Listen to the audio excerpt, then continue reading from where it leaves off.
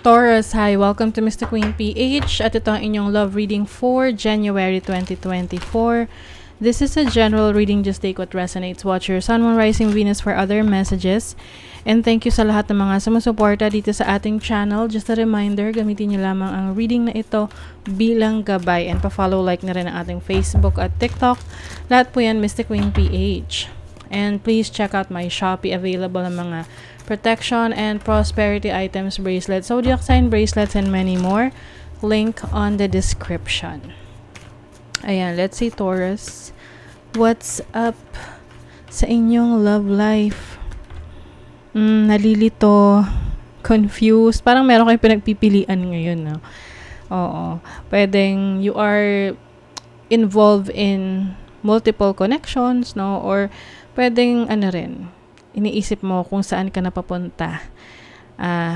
If you are going to allow someone to enter into your life, or you will just be free, no? Maging malaya. And I think you want some changes in your life, in the relationship na meron ka. So gusto mo merong patutunguhan, oo. Ayaw mo nung parang walang sense of direction yung relationship. Pwede kasing iba sa inyo, matagal na kayo sa relationship na to. And it seems na parang walang direction yung relasyon nyo. Yung tipong ilang taon na. Oh, and you don't know if you still want this person to be with. Kung hindi mo alam kung siya pa rin yung gusto mong makasama moving forward, eh. Meron dito kasing nagbabago na ng kanyang feelings towards another person. Although, yung iba, dahil matagal na kayo, you still want na bigyan ng chance, i-work out yung relationship.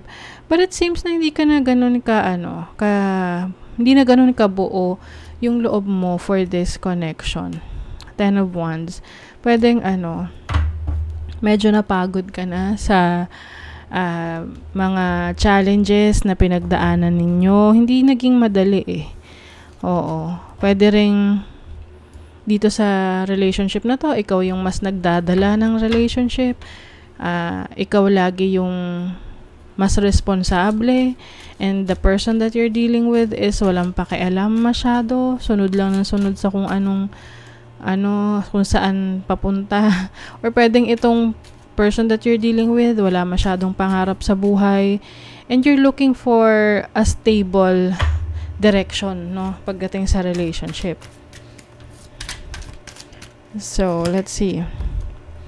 I am walking home to you. I'm not sure where I am on the path, but I am walking it. Oo, ito yung tinamo, yung path. Hindi niya alam kung ito ba yung path na dapat niyang tahakin. And meron kasi ditong hindi ganun kaseryoso sa buhay. Parang kung ano na lang, no? Walang sense of direction.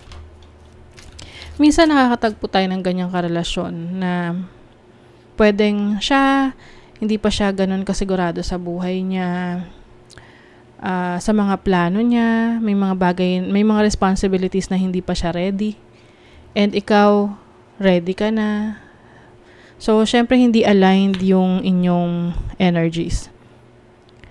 I miss you, let's both stop running away. So, may mga times na pag nag-aaway kayo, maghihiwalay, pero nagkakabalikan kapag kinailangan na yung isa't isa, no? Sa maraming paraan. Maraming dahilan naman bakit kailangan natin ng isang tao. Hindi lang love, hindi lang sex, hindi lang money, but companionship at kung ano-ano pa. I need you to trust me and believe I am working toward union with you.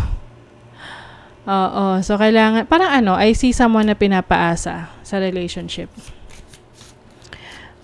Na yung tipong matagal na no? Matagal na. Tapos siguro naghihintay yung isa, kailan kayo magse-settle down.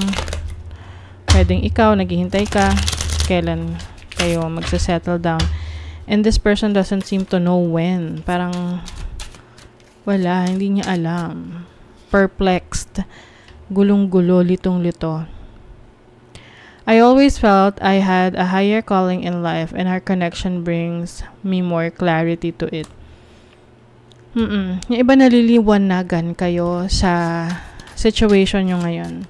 Niisip mo, if this is really the person that you want to move on or you want to move forward with, kung siya ba yung gusto mo makasama sa mga susunod pang taon. Kasi mahirap naman na ikaw lagi yung bumubuhat sa relationship. Sa'yo lahat ng responsibilities, ikaw yung dapat umintindi, ikaw lagi dapat mag-adjust. You are in your old patterns but can't see it. Yeah, I think paulit-ulit to eh. Some of you, nasa cycle kayo na, magkakaproblema, aayusin, i-work out, tapos mangangako na hindi na gagawin ulit or aayusin na talaga, but eventually ganun na naman, mababalik na naman sa dating problema. So yung iba sa inyo, I think napapagod na kayo sa ganong klaseng setup. Where's this relationship going? Someone wants freedom. Gagawa siya ng paraan para makalaya. With the Wheel of Fortune here, babaguhin mo ang iyong destiny, no? You will finally take action kung saan mo landas gustong puntahan. Kasi pwedeng yung path na gusto mo, hindi yun yung gusto niya. So, paano kayo makakarating sa mga gusto nyo kung hindi kayo pareho ng gustong maabot? And yung isa hindi nag-e-effort, yung isa lang. Diba? Forgiveness. Nothing is gained by holding on to past disappointments. You might forgive this person. Pero I think forgiving doesn't mean na babalik ka or magsistay ka eh. Forgiving only means na you have a new life that meron kang bagong buhay na gustong harapin. Act as if your partner is here. You are manifesting the person that is right for you, that is in alignment of your energies. Everything has its gift. So, miracles and blessings. I think, for you, Taurus, someone is coming to you na siya talaga yung para sa'yo. Siya talaga yung parang ka-match mo ng energy, ng pangarap, ng gustong marating sa buhay.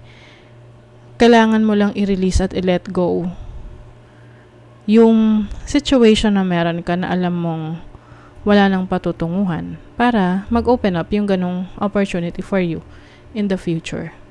Okay? So, that is your reading, Taurus. Kung nagustuhan nyo to, naka-resonate kayo, mag-comment kayo dyan. Like, share, subscribe para lagi kayong updated sa ating mga readings. Thank you so much, Taurus. See you again.